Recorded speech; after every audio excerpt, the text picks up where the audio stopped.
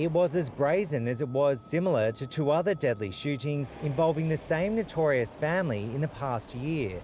Loved ones left in tears again after Salim and Tawfiq Hamzi were gunned down on their way to work this morning. This is another appalling crime in a long list of gangland-style shootings that have taken place in southwest Sydney. Outside his father's home in Guildford, 18-year-old Salim was shot dead in the front seat of his red ute in broad daylight. His 64-year-old father, Tawfiq, copped a bullet to the head in the passenger seat and died in hospital. Neighbours were left in shock. It's not good, it's upsetting, I guess. You know? But the police are on top of it, I hope. It's a bit of a shock, especially because we were here just before. Yeah, so feel sorry for the family. Only a few streets away, the getaway car was found on fire. Two men were then seen in what police believe to be a grey Ford Mustang speeding off. It started to explode and pop. Very alarming stuff. When I saw the fire and fire everywhere, I just threw away. I took the police. Very big smoke everywhere. Strikeforce Raptor officers spent the afternoon pulling over drivers in the area, but there were no arrests and no sign of those who pulled the trigger. Police say Salim Hamzi had been on bail for firearm offences when he was killed. Detectives confirmed as part of their inquiries they'll be speaking to rival family the Alameddines, although there's no suggestion they were involved. The gangland feud escalated last October. Almost to the day, Majid Hamzi, the brother of gang leader Bassam Hamzi, was shot dead outside his Condell Park home.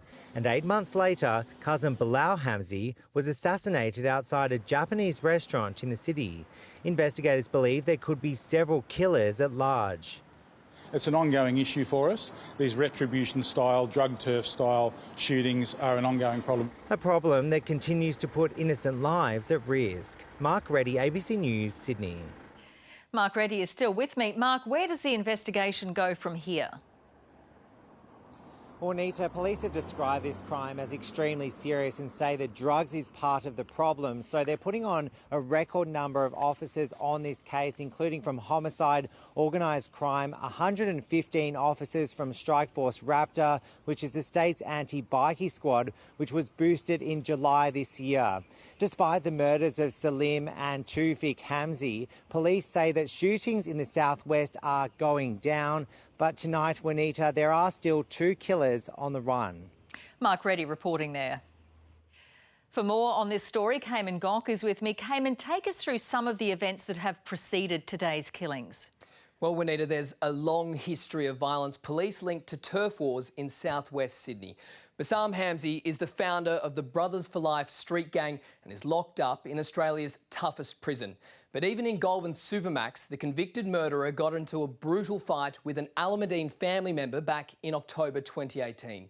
This time last year, Bassam's brother, Majid Hamzi, was executed in public. He was shot multiple times near his car outside his Condell Park home. Only hours before his death, senior member of the Alameddine family, Rafat, had his home targeted and peppered with bullets. He wasn't injured from the attack. Fast forward to June this year and Bilal Hamzi was assassinated in a drive-by shooting. He was Bassam's cousin and was shot several times after leaving a Sydney restaurant. And this morning, two other members of the Hamzi family were murdered. 18-year-old Salim and his father, 64-year-old Tawfiq, were killed outside his Guildford home. Police believe all four killings are gang-related, but so far, only one murder charge has been laid. Juanita? Cayman Gonk, thank you.